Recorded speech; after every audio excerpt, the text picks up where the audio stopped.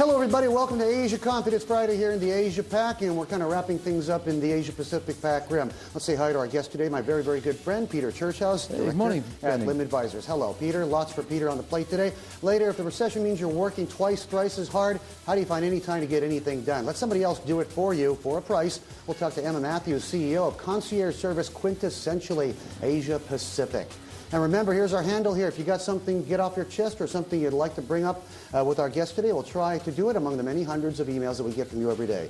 Early rally to stocks kind of going a little bit limp. Earlier gains are starting to dissipate somewhat in some of the biggest cap markets, Tokyo, Hong Kong, Korea, Taiwan, and Australia. The MSCI Asia Pac in its biggest weekly slump since hitting a 5-year low back in March. So not out of the proverbial woods. Not just yet. There's always the weekend to recover, and then Monday around the corner. Mike Byrne in Tokyo. What's going on in Japan? Looks like you're holding the fort over there. Yeah, well, exporters rising today. Signs the US is finally emerging from the worst recession in half a century. Got the Nikkei ending the morning session up about 1/3 of 1%. The topic's the same amount. Leading indicators in the States rising. Jobless claims dropped, and the dollar rose against the yen. Canon ending the morning session up 3.6%. It sells 1/3 of its cameras and photocopiers in the United States. Elpida surging 3.7%. The Nikkei newspaper saying Japan's biggest memory chip maker may ask the government for a loan today. It says Elpida wants to raise more than $400 million, 3/4 of that selling preferred shares to the Development Bank of Japan, the rest in a loan from the bank, which is controlled by the government. Elpida says that it wasn't the source of that report. A mixed picture for automakers today. The US Senate has just approved cash for clunkers legislation. That gives vouchers worth as much as $4,500 to people in order to buy new fuel-efficient cars. The head of Mazda's North American operations says that this bill will put cash in the hands of the consumer and raise sales at a time when demand is extremely depressed. A different view at Edmunds.com, the auto researcher. It says the bill will struggle to achieve a target of selling 250,000 new cars. Owners of 10-year-old vehicles, it said, don't want to buy a new car or they can't afford to. And it says some people may buy a clunker and trade it in order to get the government payout. And Bernie, all this talk of cash for clunkers, giving my girlfriend ideas. She now wants to trade me in for a young model that doesn't emit noxious gases. You got to stop foaming at the mouth and belching all the fumes out there, Mike. So what are they going to do with like the Pontiac GTOs? Those are collector's items. That's a different. That's a completely different ball of wax. Right? Yeah, I don't think you'd call one of those a clunker. You know, if you've got a classic car, no matter how fuel inefficient it is, that's not likely to get put in the crusher. But I think it's the old Accords that are maybe 11, 12 years old that you can trade in and get a nice new Honda Insight hybrid and get the $4,500 off the government. Gotcha, something like that. Okay, I thought it was something I said. I think you hit the wrong button. You took me right off your screen there. I was kind of enjoying being right next to you there. Peter Churchouse, Director of Lim Advisors, my very, very good dear friend on the show with us today. Hello, Peter. Good to be back, Ben.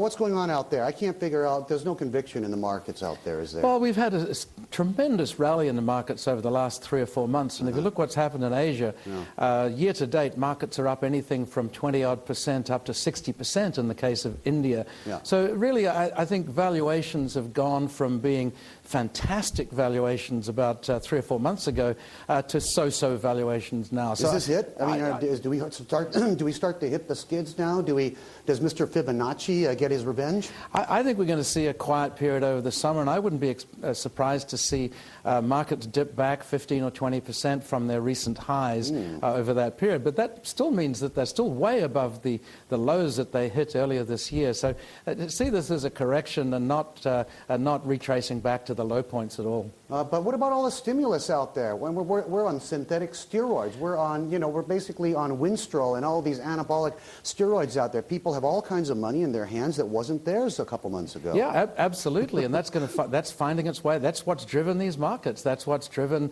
asset markets. It's driven commodities. It's driven equities. It's driven bond markets. But I think, generally speaking, we've probably run a bit too far too fast. Okay. So I think we can see a bit of a pullback here. You think pretty much across the board, or do you think some markets markets, people might take a second look and say, wait, we didn't party as hardy in these markets, and it's time to maybe get a little juice and a little cheer in those? Well, one or two markets I think haven't really performed that particularly well, and that's really Australia and New Zealand. It's underperformed, and I think Japan has underperformed as well. So those markets I think could take a little bit of a boost, and I think certain sectors which could benefit from an inventory rebuild scenario, technology, for example, industrials and so on, could be beneficiaries of that process over the course of the next few months. In Australia, the dollar's been working against them, hasn't it? Absolutely. From the export side, that's absolutely correct. The dollar's risen very sharply. Great if you're an importer in Australia, but not so good if you're an exporter. Okay. What about Japan? What's going for them there? Aren't they just getting older and older and older, and they're just tightening their kimono belts even tighter over there? Oh, absolutely. The demographics in Japan are horrendous, as we all know. What do they have over there? I mean, the number of people working and the number of people not working is just shooting up, isn't it? Absolutely, but still they've got some great industries. There's been a lot of reform and restructuring in Japanese industry over recent years, and I think we tend to underestimate that process a little bit in Japan. Japan is not an expensive market right now relative to its history. Where is it right now in your view compared to, and what's supportable on a historic basis? Well, I think basically we're seeing Japan right now running at a price-to-book level, which is at the low end of its historical range. It's a high dividend. It's around 1.6, 1.6. It's a bit more than that actually in Japan. Dividend levels are very, very high relative to history, and we're going to see a big earnings growth upsurge next year if the analysts are correct. The dividend payout ratios have been going up, haven't they? A lot of that because of shareholder activism, people just sick and tired of taking it. Absolutely, and that's a positive as well. So I think Japan's a little bit underrated right now. And they also have R&D and patents under their belt like no other country, too. Well, that's right, and they've got these tremendous industrial giants that really do produce good quality goods, not always in Japan but elsewhere. And we're looking at about a consensus that says about 140% increase in net profits in Japan next year. Yeah, that's a big number. I have my eye on this new ionizing stainless steel Panasonic aircon, especially since the ones I have right now are kind of leaking.